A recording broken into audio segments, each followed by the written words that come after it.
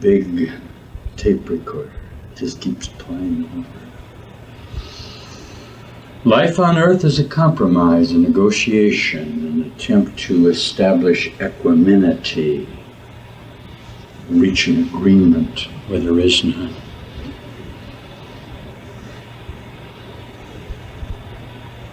The latest form of love is the nuptial agreement drawn by a lawyer, whereby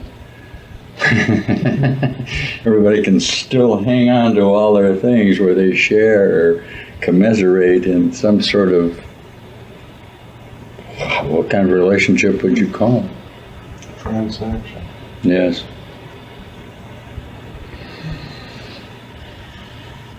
A transaction and a search for a particular result. Look at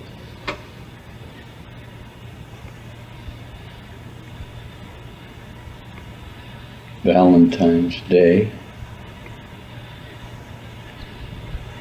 So this will be a talk about love.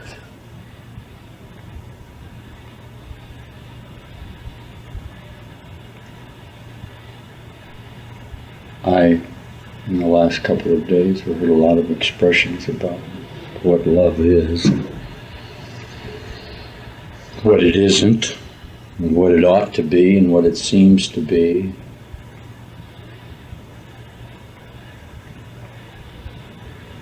Ranging all the way from God is love to love is a French poodle.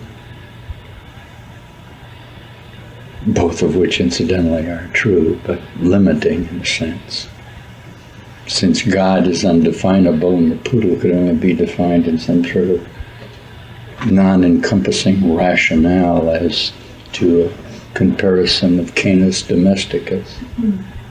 What was that? What do you say? We must finally love objectively.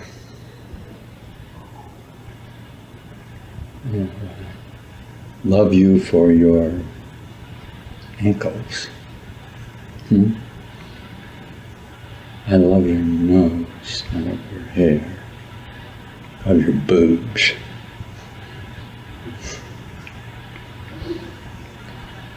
I love you for your intellect. I love you for your artistic achievements. I love you for the way you make me feel. I love you for your new boat. I love you because we go to the same church. I love you because you're black or blue or green. I love you because we share a lot of dislikes.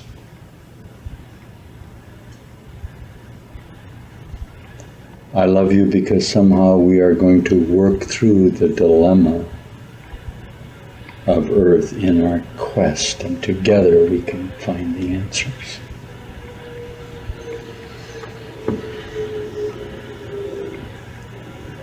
I love you because my father told me I had to.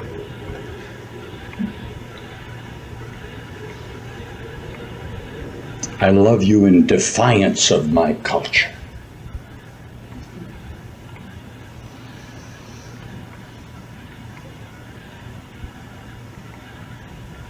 I love you for all the little things that we share together. I love you despite some particular idiosyncrasies you have, but I'll attempt to change them or just have to go along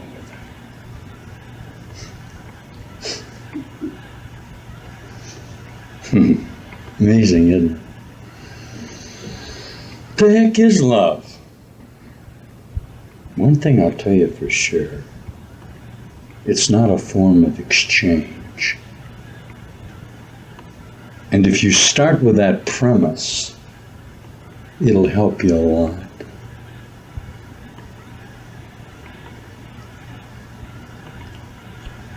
I've heard it said and well defined indeed that love is finally giving. So perhaps before we define love, we should define giving. How many kinds of giving are there?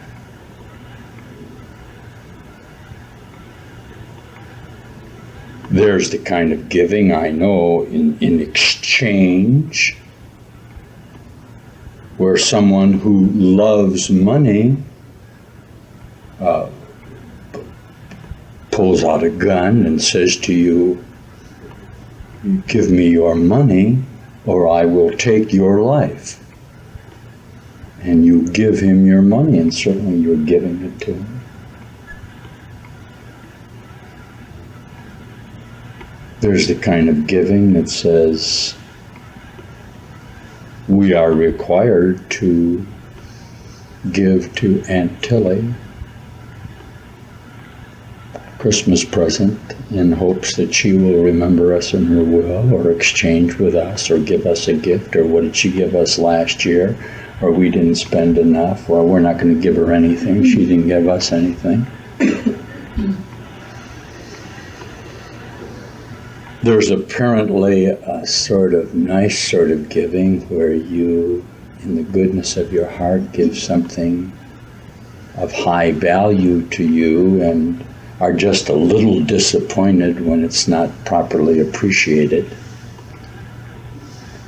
or when the gift you receive in return does not seem commensurate with the value that you have placed on what you've given away. Then there's another level of giving where you give in absolute sacrifice. You take your life and put it on the altar of mankind, bathe the leper's wounds. Don't attempt to heal the incredible ache and sores that are in your own heart.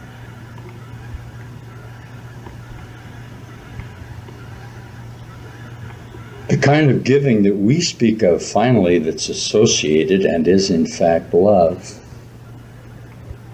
as defined within the nomenclatures we are expressing, is the giving with the absolute recognition of no need for recompense, where the mere idea that something would be returned for the extension of what you have given as a gift would be outside the framework of your consciousness. Indeed, as you transcend your limited identities, you will in fact see that through the extension of you in gift, you receive the love that is a part of what you are.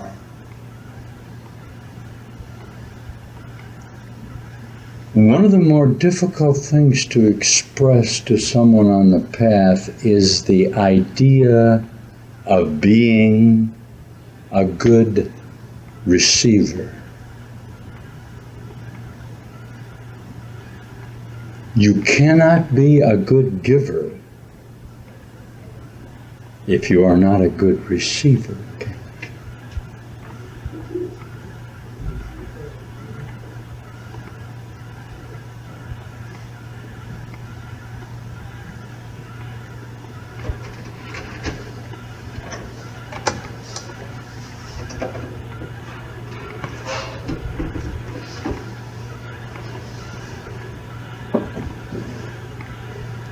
Feeling worthy enough finally to accept any gift that could be offered to you in love is part of the process that you're going through to discover who you really are.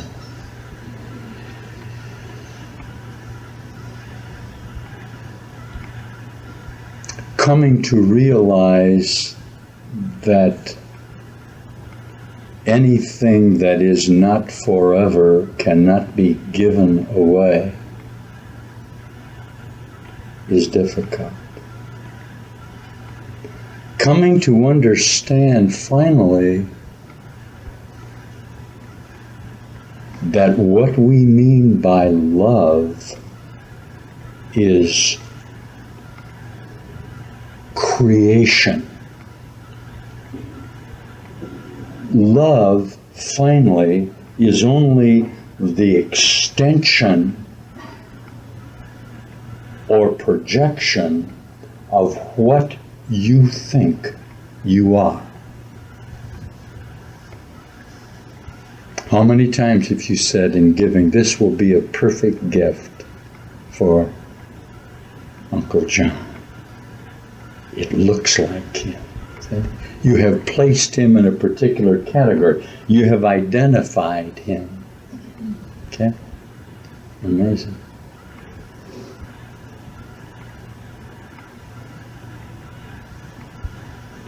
The only thing that you can finally, absolutely, totally give away and still have is an idea. An idea is the only thing that the more you give it away, the more you have of it. But remember this, finally, you can only be an idea about yourself. And the only thing you can possibly present to someone else as a gift is what you think you are or what you think they are and would like, which is really exactly the same thing. For what you think they are is only a reflection of what you think you are, isn't it? How much do you really then love the recipient of the gift that you are presenting them?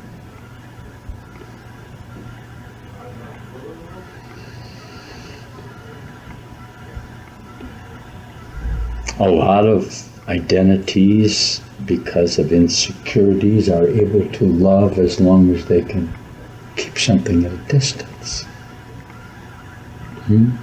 We can then set up idols that are outside of us and endow on them characters or ideas that we admire.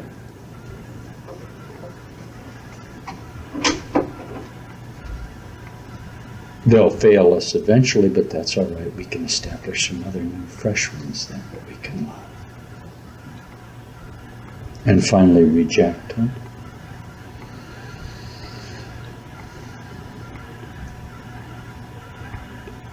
I've heard it said, I don't know what love is, but I know when I'm in it.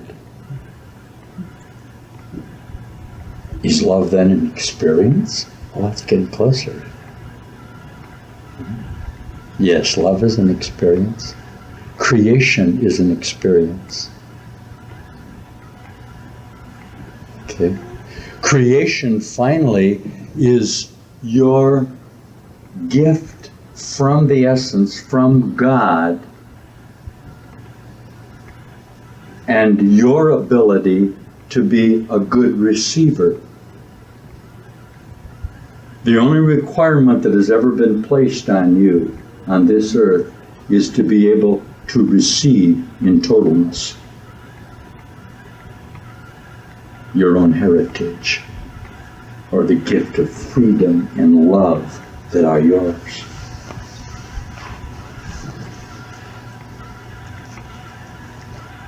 Oh, I know you love me a lot, but how much do you really love me? Will you be my Valentine? What do I have to do to be your Valentine? What requirements? How much exchange do I have to do?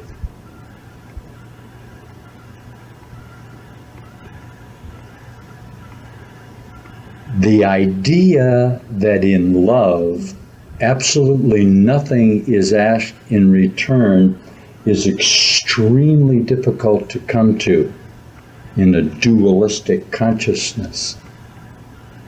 Because everything on earth is fundamentally, because of the illusion, based on reciprocity, inevitably. You think in a sequential manner.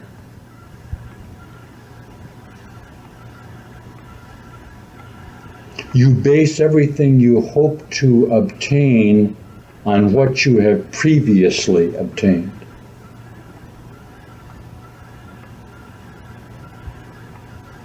And then it turns to dust, and then you look for something else, and that goes away, and then you look for something else, and just keep looking.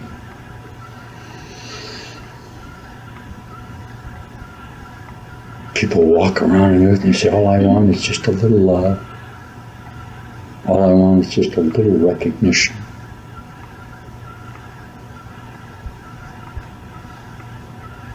All I want is just someone to share my life. Is that loneliness real? You bet it's real.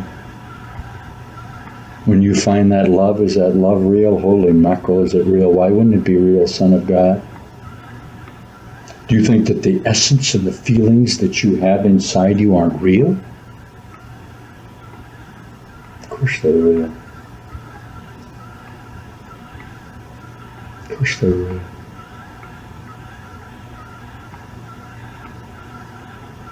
Love is love. There isn't anyone in this room that somewhere in this consciousness hasn't felt love so intensely they didn't know what to do. You ever been so much in love you couldn't stand it? You didn't even want to be close to the object of your adoration. You wanted to just stand back and savor this incredible, ecstatic annihilation that was occurring to your system. You creep out at night as you walk by the house and look up at the light. That's a beautiful kind of love. Inevitably, it was, your hopes were dashed in some manner when you got up close and discovered that whatever you thought about her was not up to what you expected it to be. But the nature of that need is godly. Of course. What else would it be?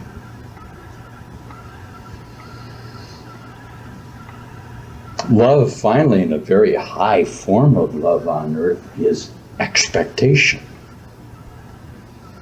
There can be no final joy in fulfillment on earth. I'm sure most of you are aware of that. Because there is an innately in you a dissatisfaction because of the need to complete your search or to find the truth of you. So love is sort of like the search for the other half of you, isn't it?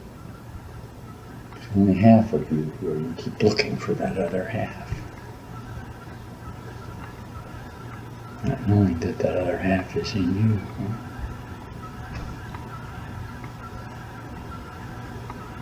Will you be my Valentine? I expect you to be my Valentine, absolutely and completely.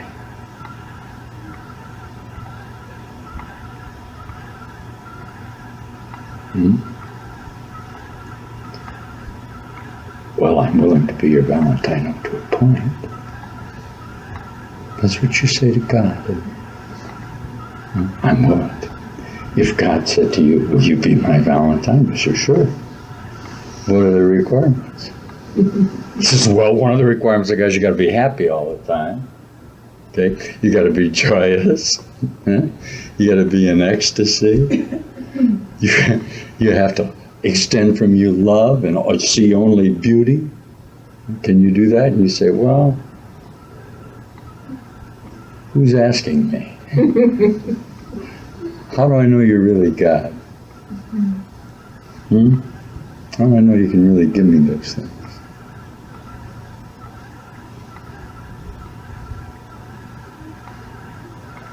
God doesn't even hear you when you ask for something, does he? He already knows that you have everything.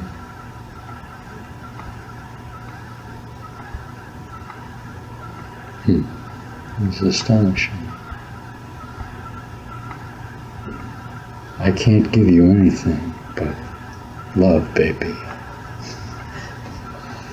That's the only thing I've plenty of, baby. It's amazing. High truth. Yeah, but do you really love me, or are you just saying that? Amazing, isn't it?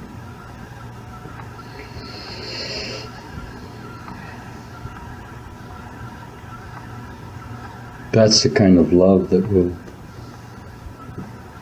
bring about your awakening.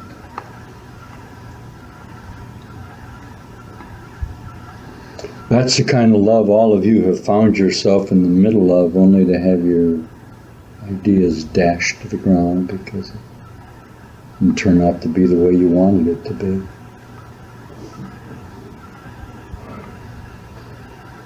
Sometimes it's difficult to understand that absolutely nothing on earth is finally going to turn out to be the way you want it to be, except death. And in the process of accepting death, you have limited yourself to the idea of pain, murder, greed, and all the things that go with it on earth.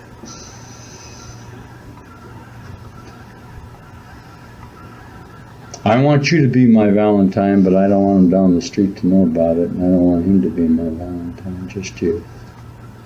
How early as children we are taught to subtract, aren't we? As part of our survival course, we are taught to distinguish and discriminate.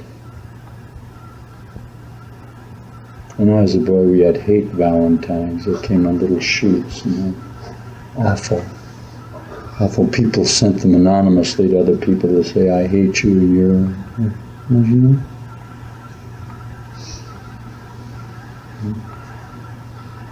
Now the people we hate, we just don't bother to do anything.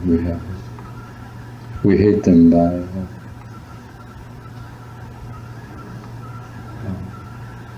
subtracting them from our lives, from our ideas.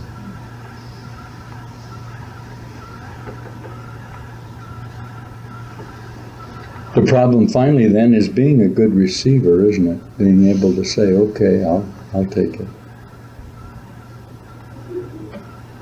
Because if I were to give you everything that you could ever ask for on this earth, it would never satisfy you. You know perfectly well it wouldn't, and that's why you're here. Because you've reached a stage in the maturation of your consciousnesses where you've looked down the line and see that you're going to die. So you've seen death, haven't you?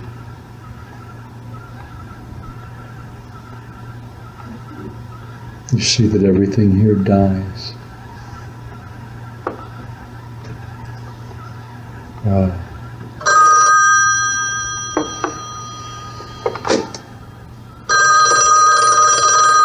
Hang on just a moment, please.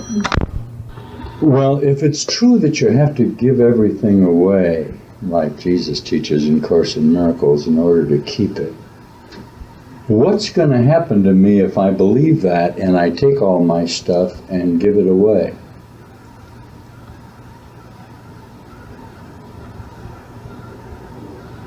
That's a good question, huh? That's easy for you to say. You tell me just to extend my love and give it away, but you know, after all, I'm here on the earth. I have to eat. I have to have a house. I have to have a car. I have to subsist. I'm entitled to some things. I want to be able to send out Valentines. Have people love me in return for my love. I have to do that, don't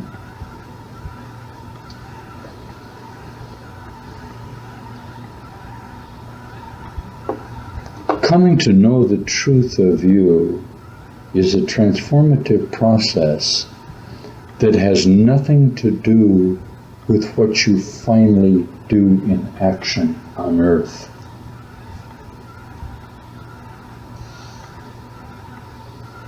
A motivation to do nothing will end up exactly in the same stew as a motivation to go out and attempt to do everything. There is no difference in it. You are on this earth and have constructed this earth because of a limited identification of selfness. Okay? As soon as you discover who you really are, the earth will no longer be here.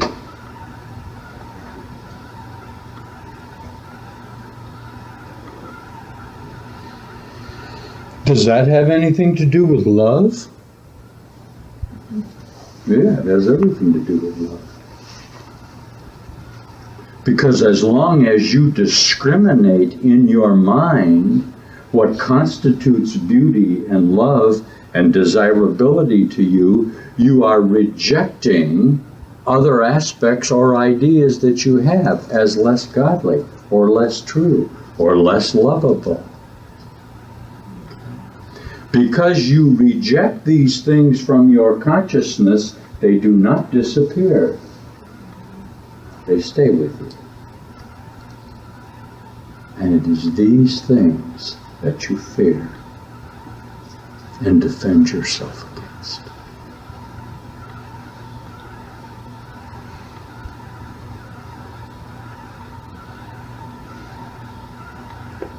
If love is real, and I assure you that it is, if God is a fact, and I assure you that it is, if truth does not require your opinion about it to be true, and I assure you that it is, there could never be any such thing as evil or hate or lack or annihilation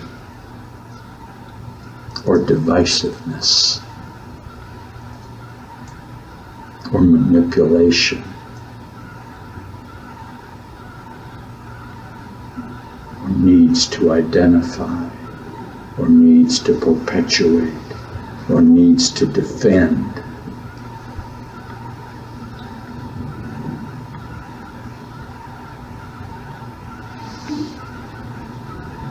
Are you saying then that love is only what? Non-active? Is love agape? Is love nothing but spirit? Is love something that I simply take myself up to some sort of mountaintop and dwell in kind of a samadhi, sort of an ethereal netherland? On the contrary, love is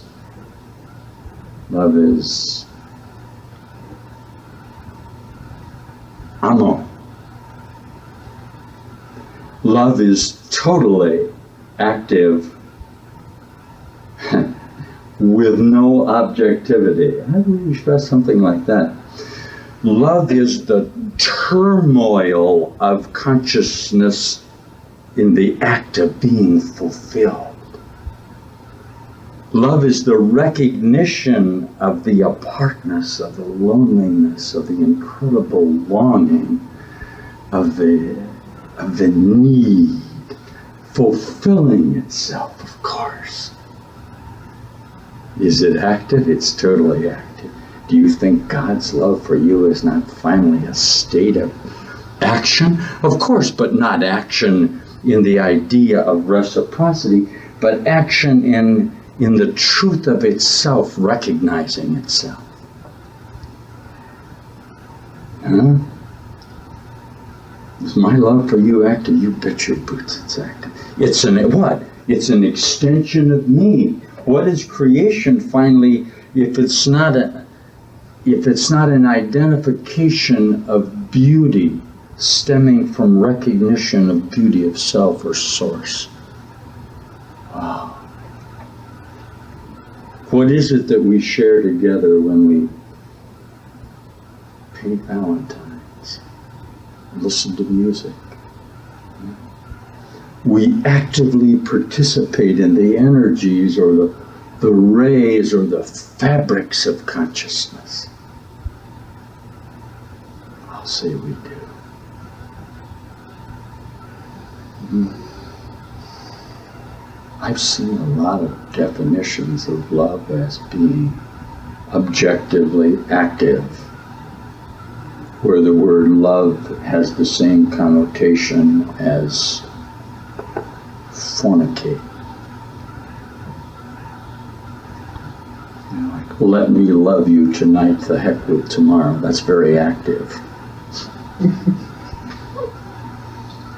And from that aspect, of course, amo requires an object. Then again, I've seen it expressed in a very wishy-washy fashion, as we said before, where somebody just sits. It's a state of, don't come too close to me, I'm in a state of love.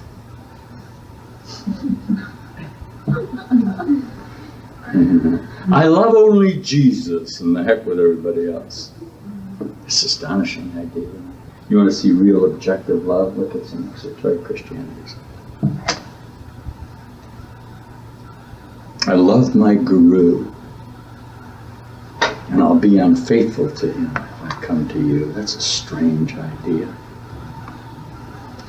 You listen to me carefully in regard to love and its objects. Love is not finally beauty, although I've heard it defined as such. Beauty requires perception.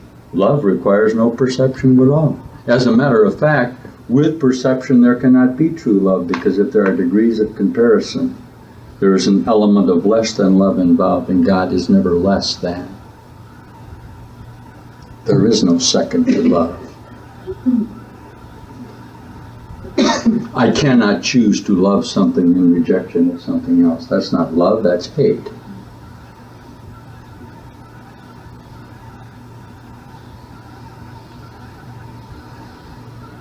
That's tough, isn't it? You walk up to somebody on the street and you say, I love you. What's she going to say to you? Well, what are you, son? What do you want? I mean, here's $1, go get a cup of coffee. What? Why are you saying that to me? What do you mean you love me?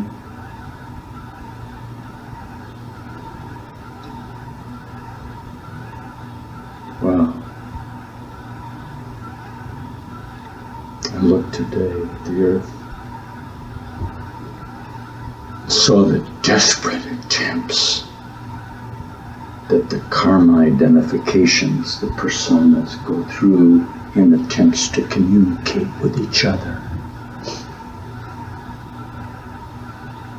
They are unaware of the absolute futility of it.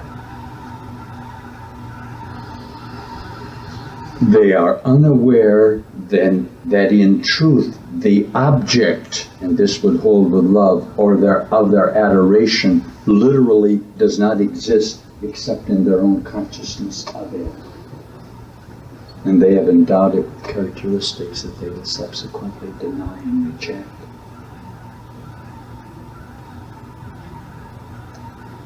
Brother Jesus in Course in Miracles expresses it in this manner. He says, you literally cannot see your brother who is standing right next to you. And if you could for just one moment see him, you would see immediately that you share a brotherhood or a union in Christ and would be home together in your love. All you see finally is a facsimile of your own consciousness, of your own memories. You desperately want to love what's outside of you, but since you have literally, because of your association of limitation or guilt, projected the image out from you because you hated it and rejected it, you inevitably cannot accept the love of your own projections. Of course not. How could you? At best, you can commiserate with them about death.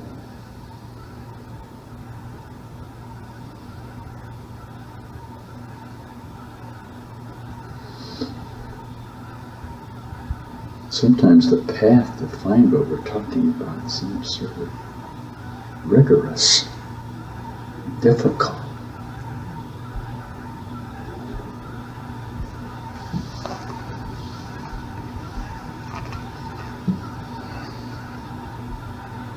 We read statements in the Course, and I teach in truth that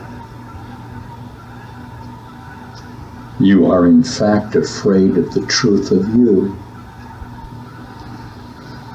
If love attempts to come close to you in any true regard, you reject it and fend it off from you.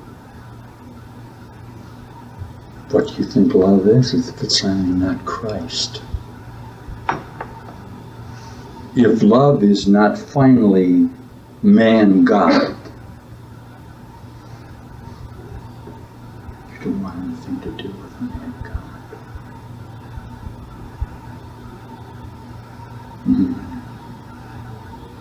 He would force you to what? Relinquish the limited selfness of you. You're very much frightened to do that.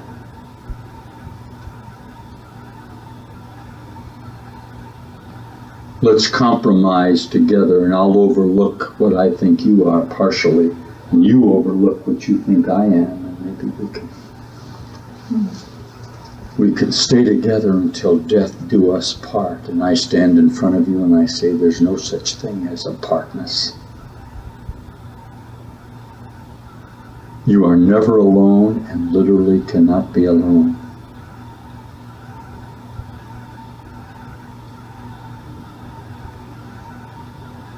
In the process of discovering that, you can have an awful lot of lonely moments. Because if you didn't feel lonely, how would you ever know that there is such a thing as non-loneliness totally? Huh?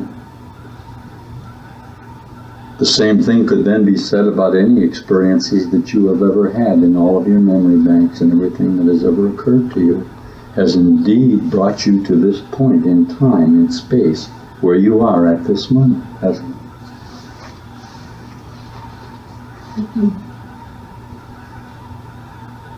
Is there somewhere else that you would choose to be rather than here? Is there something better out there that you can love more than you love what you're with now? What is it you're looking for? What is it that you hope to find? You listen to me. You can't find it here. It's not here. There is no love on earth.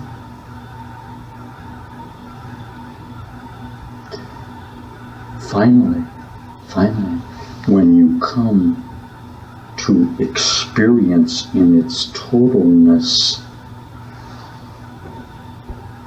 the feeling of union that comes about through your transformative process, you will see immediately the falsity of the earth and the unreality of everything that's around you.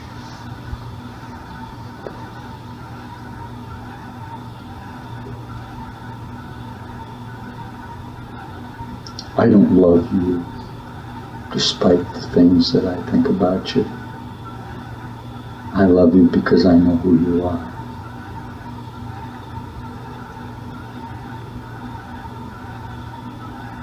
I don't love you because of qualities that I have given you, comparisons that I have made with you in regard to other personas that are apparently outside of you in this confusion. You are incomparable. Could the Son of God be compared with anything? What would you compare him with but his Father, of which he is the same?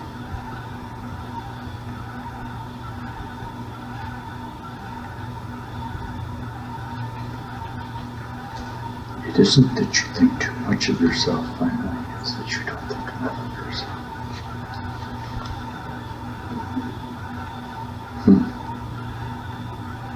You limit yourself, don't you? You limit your capacity to love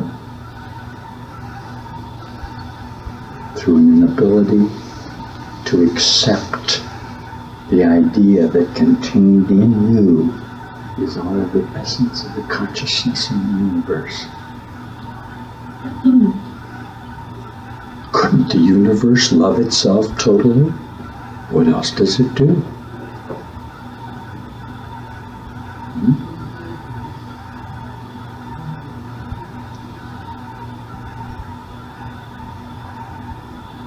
Wow. Just look at what love really is.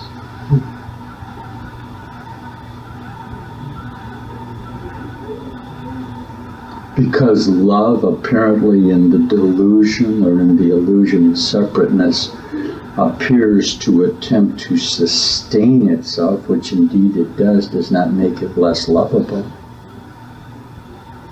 Does not God sustain himself through you? I say to you in truth that there are finally no degrees in godliness.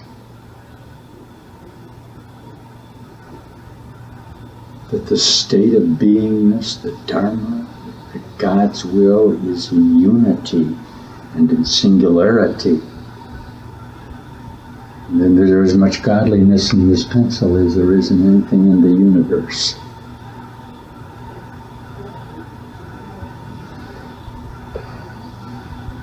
The universe is not the sum of its parts. Nor is my love for you the sum of adding up the various qualities that you have in order to arrive at the conclusion that you are desirable to me.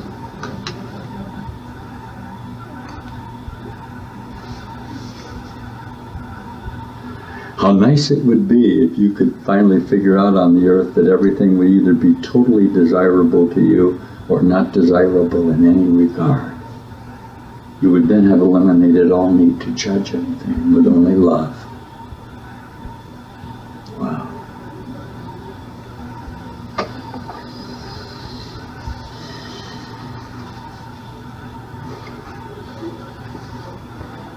We then finally give to each other the only Valentine that can ever really be given, and that's ourselves.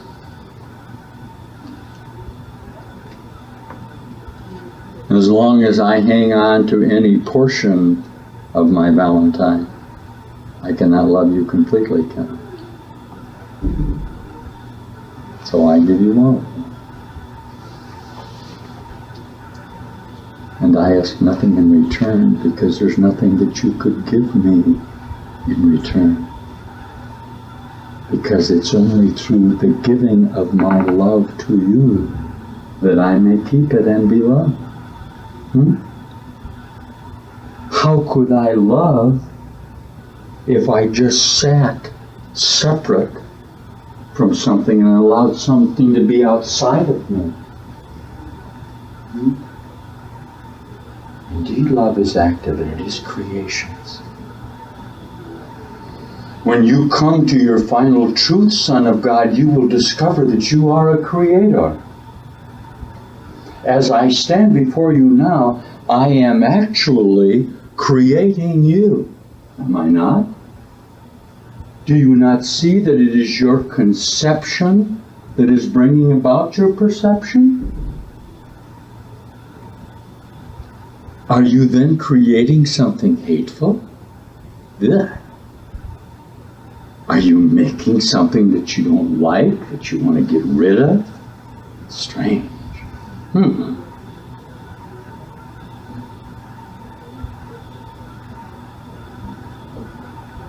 Jesus, in course, says nicely, protect anything that you value by giving it away. Wow.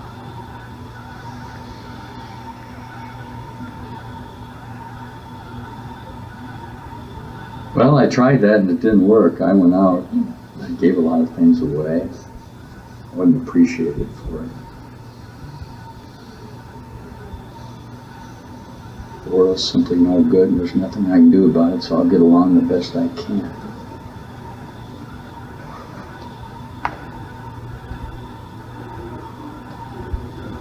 The process finally of totally giving or giving himself is a process of surrender or subtraction. Or death is a nice word for it.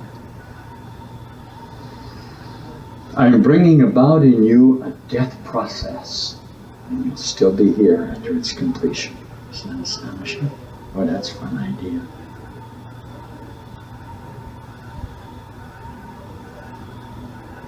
There is no death, brother. If there were such a thing as death, how could there be love? Would you simply love something then until it dies? Ugh. Find something else to love and struggle and turmoil?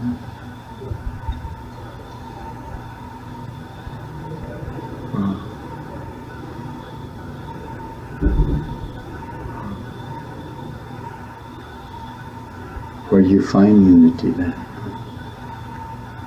Where do you find this truth?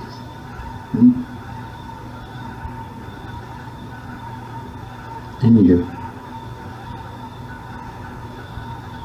The universe finally is only your idea about it.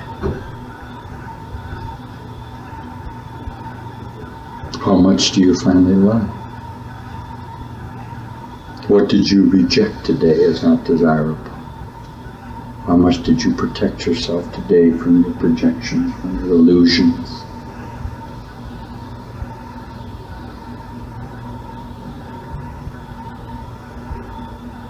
The quality of mercy is not strength. Yeah, that's very nice. Sounds familiar.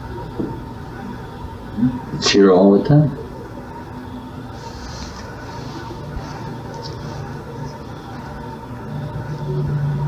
Are you then a good receiver of the gifts?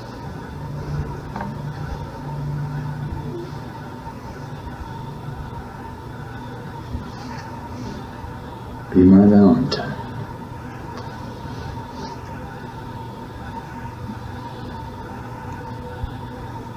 I'm not going to give you a Valentine this year. I gave you one last year and you didn't give me one back. And I'll always remember that. All of your grievances, everything that you're holding on to in the past tense, none of it is real. None of it.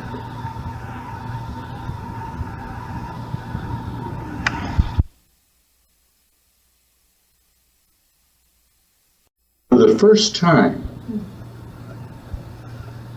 and I don't mean to think of time as sequential, but in this particular fabric or in this moment, we are attempting to teach the illusion, and perhaps that's a word we'll use in this regard, that the atonement or the changing of the mind or the resurrection is totally subjective and depends absolutely on you to bring it about, and that there's nothing outside of you that will cause it. That's a very difficult idea for you, isn't it?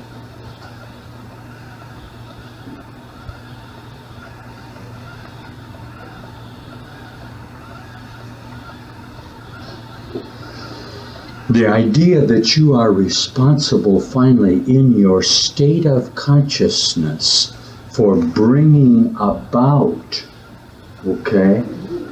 peace and glory and heaven and the subtraction of pain are very difficult for you, but you stop and think just for a moment. If you're in a state of consciousness, and I assure you you are because you say you are, I believe that you think you're you. You can't tell me who you are. It is going to become more simple and more simple for you to accept the idea of maturation, that you are awakening from a dream, that you are coming back to an original origin. There's absolutely nothing new about this idea. It's as old as man and always occurs in revelation. I would express this to you. Any attempts I make to teach you what occurred to me in revelation are forms of corruption. If I say to you that there are quotes in Course in Miracles that are virtually identical to the great pagan mystic Plotinus, Neo-Platoism, or the Christian mystic Meister Eckhart, Or more directly, more closely, Meher Baba. Meher Baba has some quotes in Course in Miracles that are all virtually identical, or me. It should finally begin to occur to you on a direct intercession of consciousness that has occurred through scribeship from a different level of consciousness contained in Course in Miracles, that there's one heck of a lot more to you than you have allowed up to this point, for goodness sake.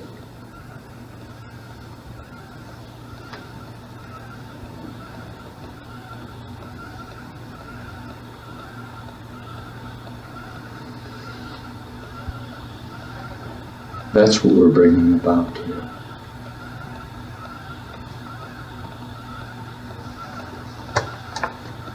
It's kind of difficult for you to understand that the only requirement there is that you come to your truth. There are no other requirements.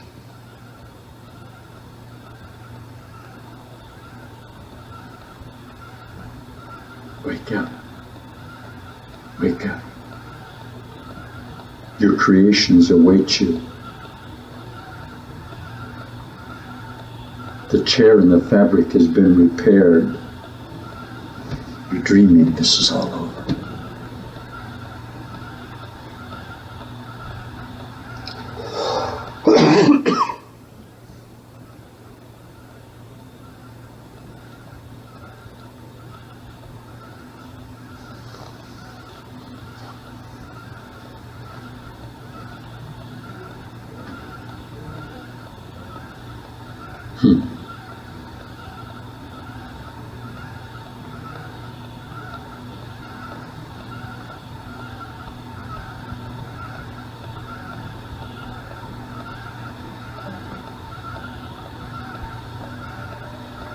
It's difficult to feel love when you're being attacked by someone, isn't it? I just looked at the dilemma of consciousness where people who want to love are in villages where they seem like they're constantly being attacked and misunderstood.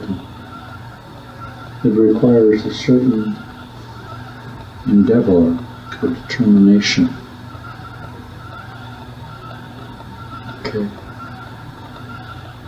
Faith, maybe, is the word. Trust.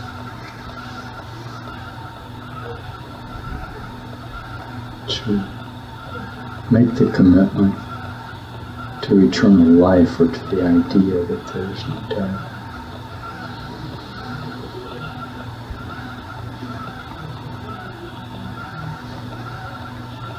It is impossible for you to fail, though. So you be of good cheer.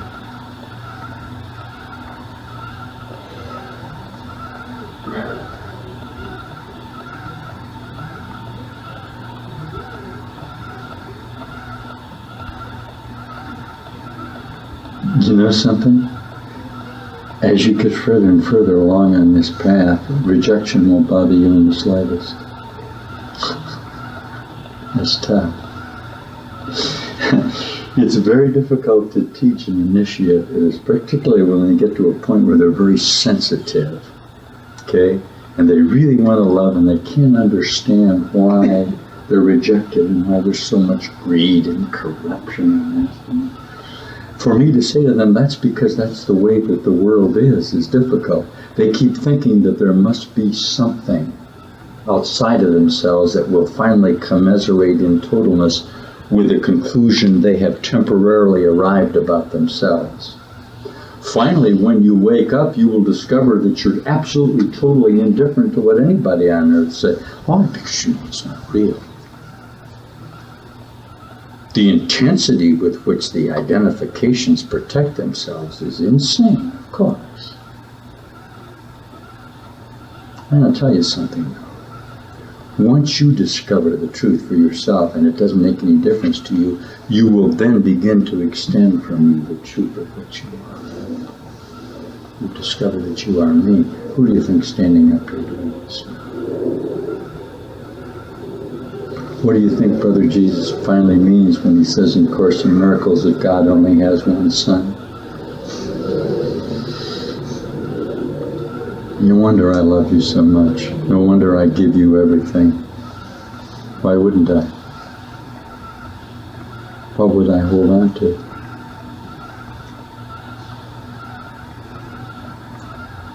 Nobody can give completely as long as they have a feeling of lack in them.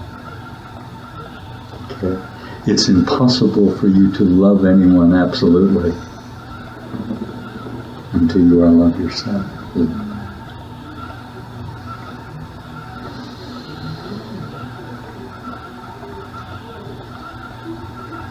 You've all had your beautiful moments. The moonlight shining on the lake. Bark of a dog in the distance. Now, the wind rustling through the pines. The pungent smell of mustard plant in the meadow. Discovering just a tiny wildflower growing out of a crevice of impenetrable rock.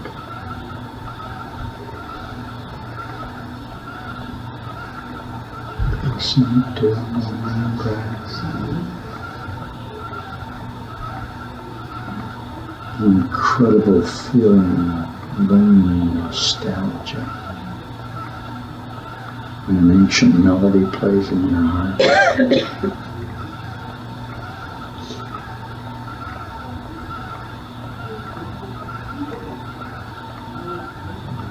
What else would you finally be but divine?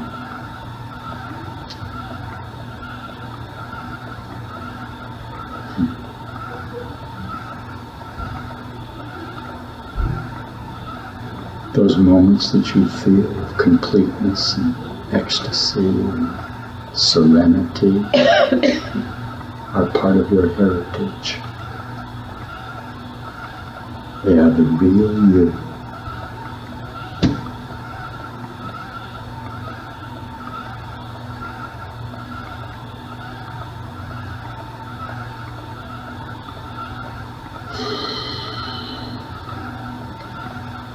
So it will be with you.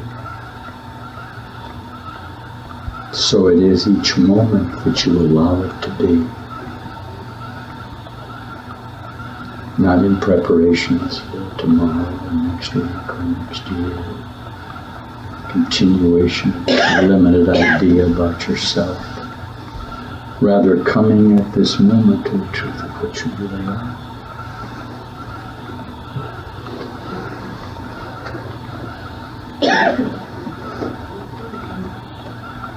Discovering through your surrender,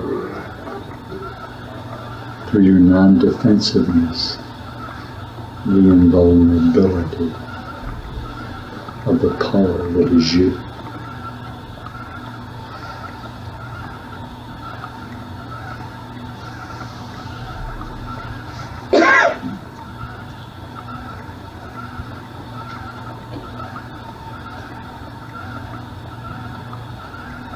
The species man has a covenant that has been fulfilled and awaits your return to complete heaven. That's the only requirement.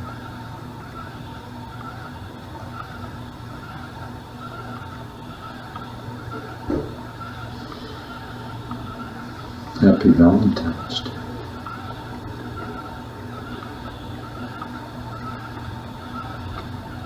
How good a receiver are you?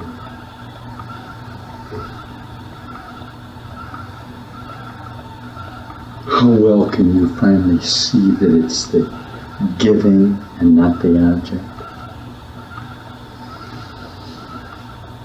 Sometimes it's a nice process when somebody does something thoughtful in their love for you, and I assure you that you're loved. You look very quickly at the thought that went into them doing that and how they went out and bought it and thought about it and planned to give it to you and look forward with the expectation of you wanting it. That's the beginning of it, isn't it?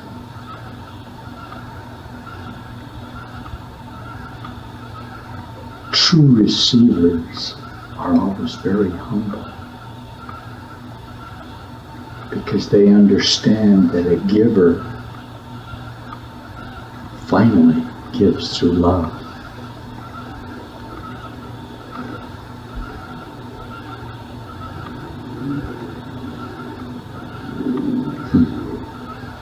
That's very lovely. I accept your gift of humility because I recognize you as the Son of God. I see you creating me in your gift to me.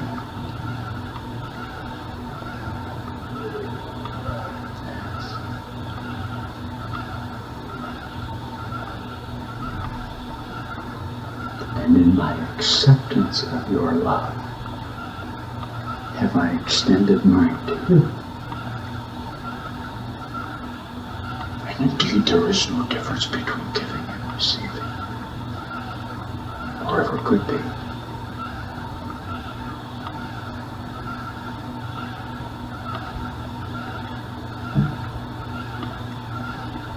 I give to you as you give to me,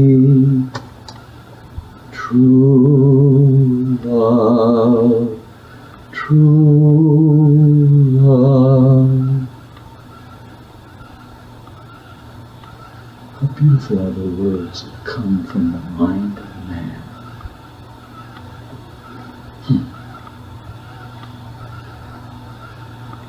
Where else in the universe would words or ideas come from except from the mind of man?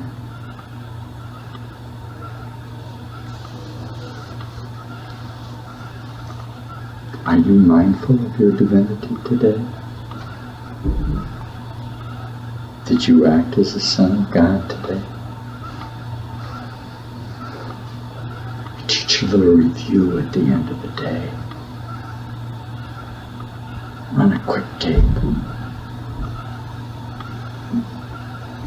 and say, well, I didn't get it quite right this time, but hang on.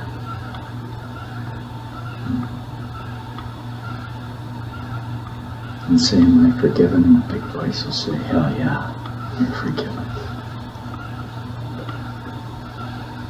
But once you go out and make some big mistakes, I'll forgive you for those too. But you remember this, you can't fool me. Huh? I'm the truth and I said it, but you can't fool me. I have no rationale. I will not finally reason with you.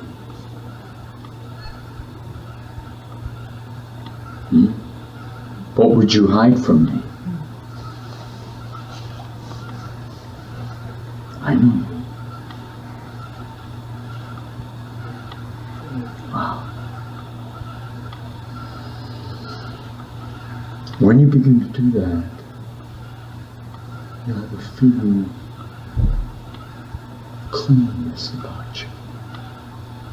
It isn't necessary that you go out necessarily and make reparations for wrongs that you have done or imagined wrongs. Forgiveness is of the heart. But as I said, you can't. Are you then afraid to go to the altar and reveal what you are really think about yourself? Of course you're afraid. That's why you're here.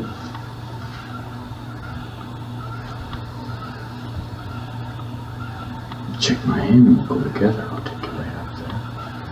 When you get up to the last spot, I'll give you the shot. Push you right to it. Your dream will be over and you wake up. And you'll go, oh, I was dreaming. All of you have had intense dreams that seem so real to you, and then suddenly you awaken and they're very vivid in your mind. Oh, I was dreaming. That's what will happen to you when you discover the unreality of the earth. But just like that, go, oh. For many of you, that's occurring now. The more you commit to that, the more it comes about in you.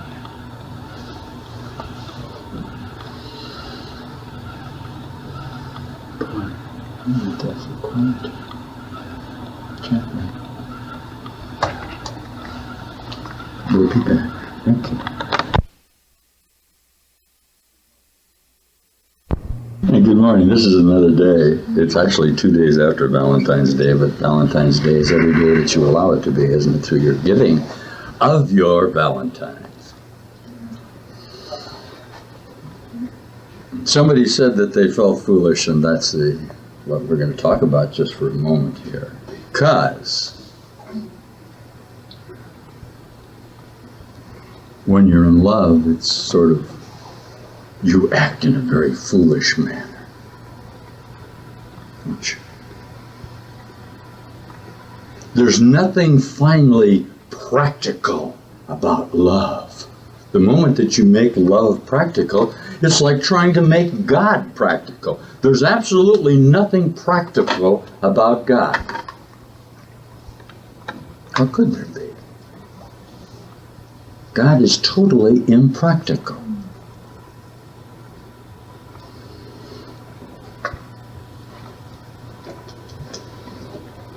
Everything that genius finally teaches, or master recognition teaches, will always be foolish to natural man. And that includes love, or the idea of total love. Because the idea of total love implies abandonment, or the giving up to the one that you adore. The extension of your total self to that so-called object, or that so-called image, or that perception. There is no practicality. There's no rationale in God, finally. He's a burning fire within you. It needs to be expressed. That's what you do all day long. You walk around attempting to express this joy, this incredible abundance that's in you.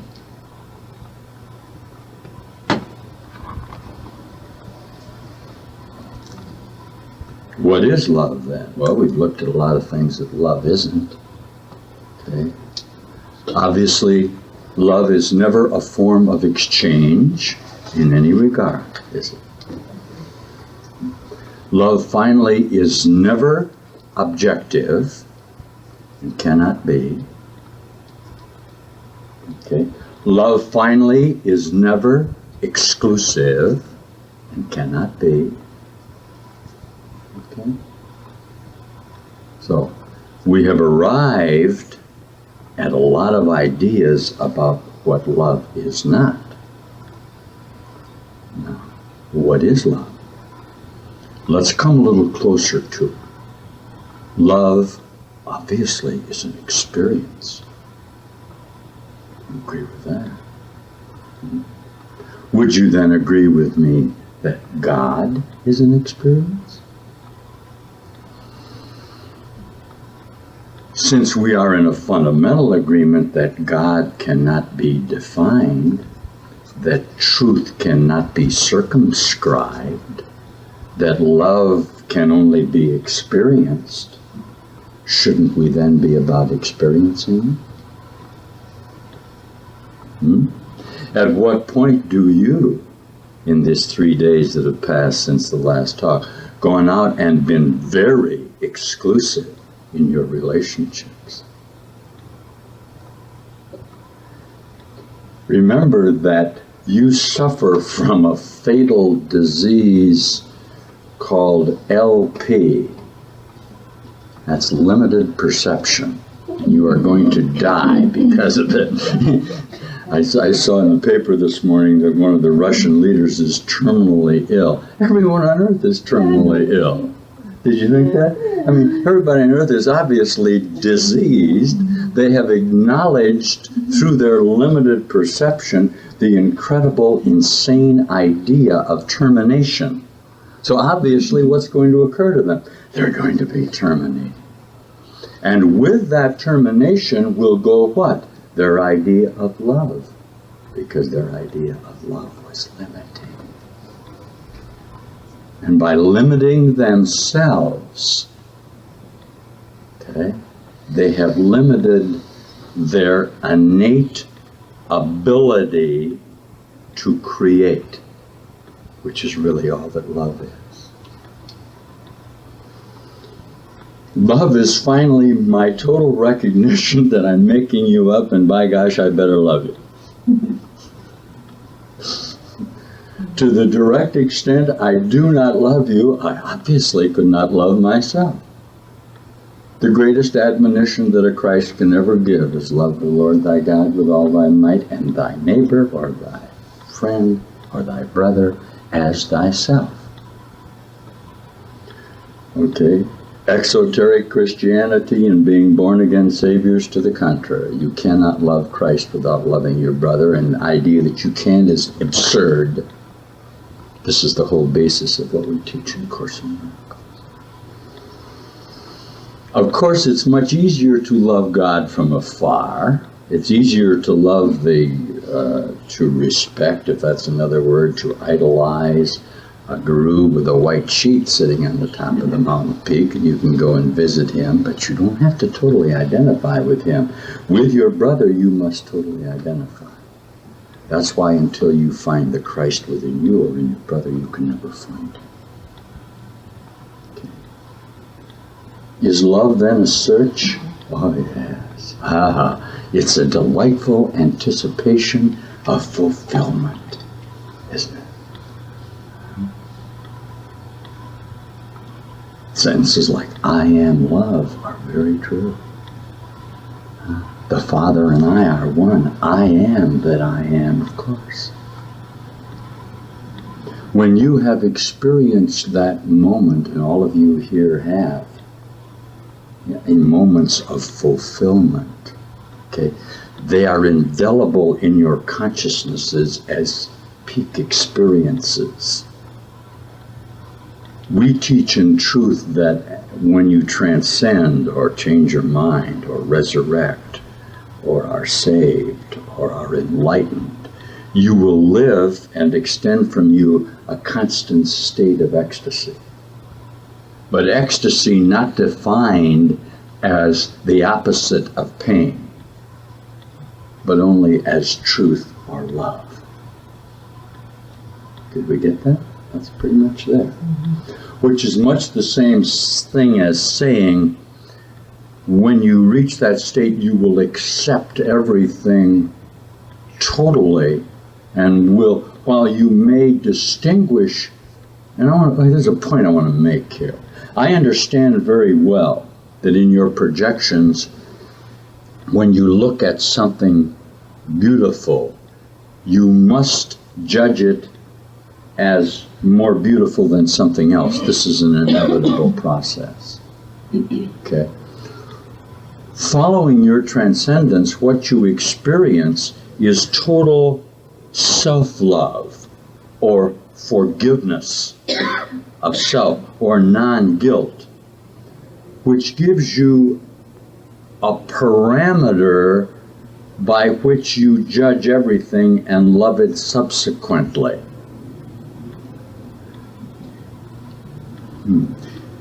For example, if somebody said, do you see a poison viper as beautiful as a bouquet of roses? They are speaking from a position where there is an implication that beauty is not finally a single thing. You remember this in consciousness. Everything is perfect unto itself except you. Can you hear that? Can you hear that? You're the insane one. Do you think that that rose is not perfect unto itself? Do you think that that snake is not filled with total self-love? Of course it is. Is the leaf on the tree not adorable to itself? Does the rock not churn with the molecules of identification of itself as granite? Of course it does. It knows perfectly well who it is, and it is fulfilling itself. You're the fault. Huh? You're the one that's schismed. You're the one that doesn't know who he is. Wow. Wow. Huh? You got that. Good. No wonder we teach to thine own self be true, you dummies. If you can't figure that out, how could you ever go outside yourself and find it? You can't. Now, there's this subtle difference that occurs in consciousness if you allow for hierarchies is this. The rock knows it is a rock, but it does not know that it is you.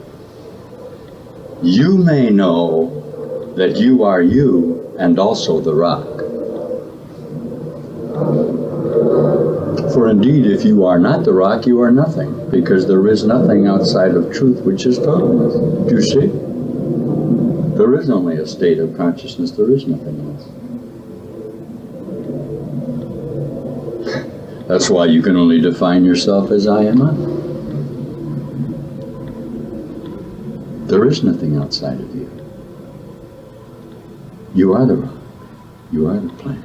You are the sunset. You are the rich brown earth that we will harvest from. Huh? What else would you be but those things? Of course. And I don't mean that you feel like a tree. I mean that you are a tree. A little difference there. You know, people walk around and say, I feel, and they will feel this energy come up into their throats, and they'll glance and they'll see a large porker in a pig pen. Oh, I can feel that big sow rooting around in the mud. I feel just like it. That's a great truth.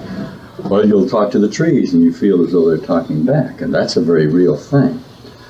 After your final transcendence, you have no identity as being separate from the pig, so you can't possibly identify your pigness.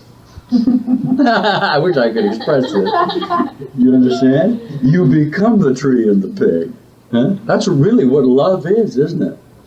Those of you who have experienced real union in mating, when you come together, you can't tell the difference in each other, of course not. You mate. I'm not recommending that you necessarily mate with a pig. Excuse me. See, everybody immediately tries to go out and act within a limited frame of reference. No. Love does not have to do with what I'm speaking of. Love has nothing to do with that. All that is our attempts to sustain limited consciousness. Okay? Love defined in limitation will always attempt, after self-identification, to perpetuate that degree of consciousness. That's what the survival of the fittest, that's what cause and effect are, isn't it? When you overcome that, you will see that indeed you are love, and nothing but that. That's pretty much our Valentine's Day talk of love. So how do you feel today? Lovable?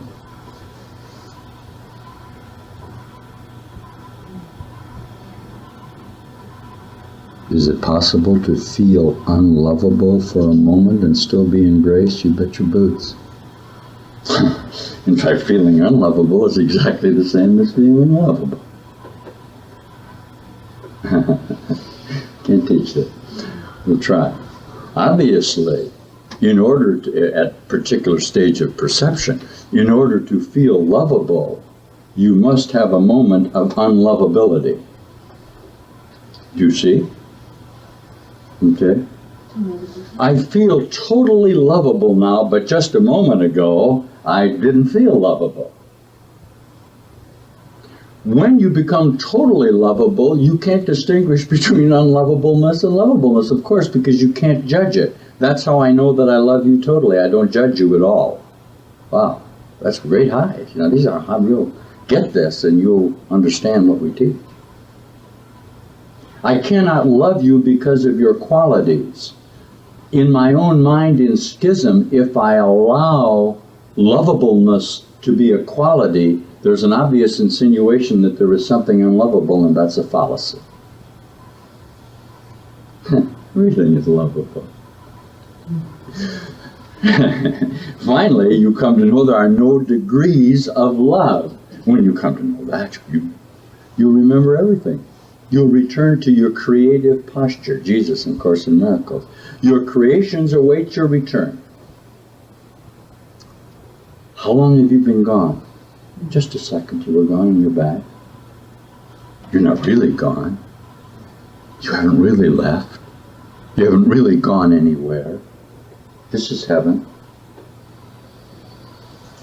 Where would you go? Where can you go to find love?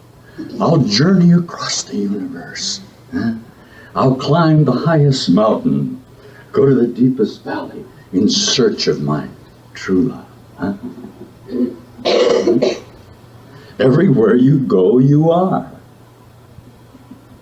If you stay here, you are everywhere. Okay? We move the field here. Well, anyway, that was my love talk. I think finally we might say that love, like truth and God and completeness, cannot be described, but simply is. Sort of like when you're in it, you know you're in it. All we really teach finally is eternal love, because everything that is not eternal is not real. Okay? That's what we teach. Okay. Fear is death. If you believe you can die, you cannot love. You will simply commiserate.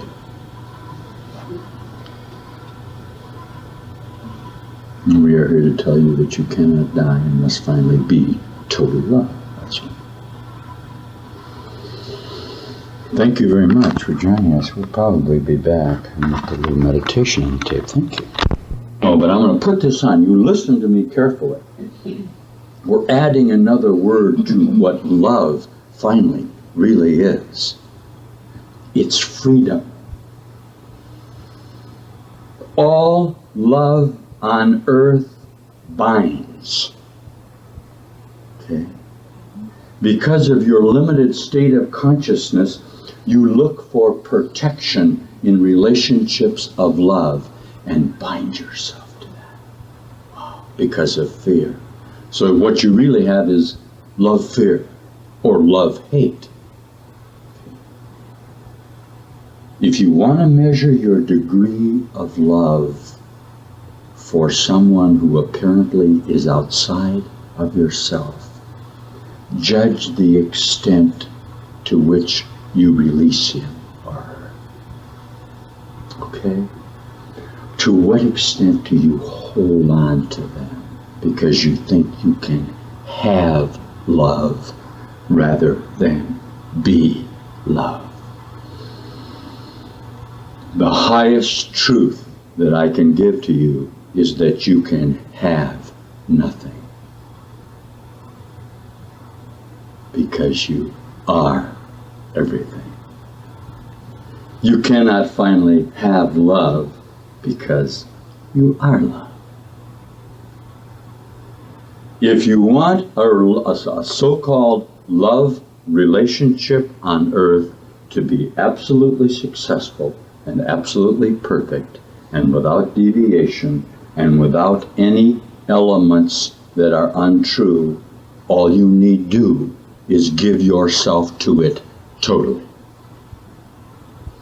Anything that ever could be lacking in what you construe as a love relationship is what you do not bring to that relationship. Period.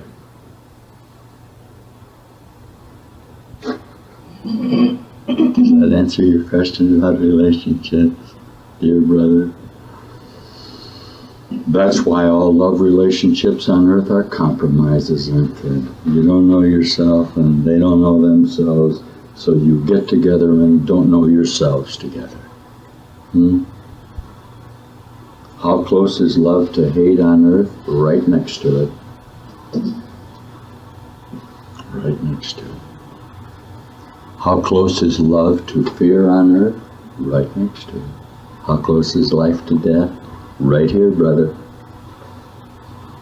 Amen. Thank you.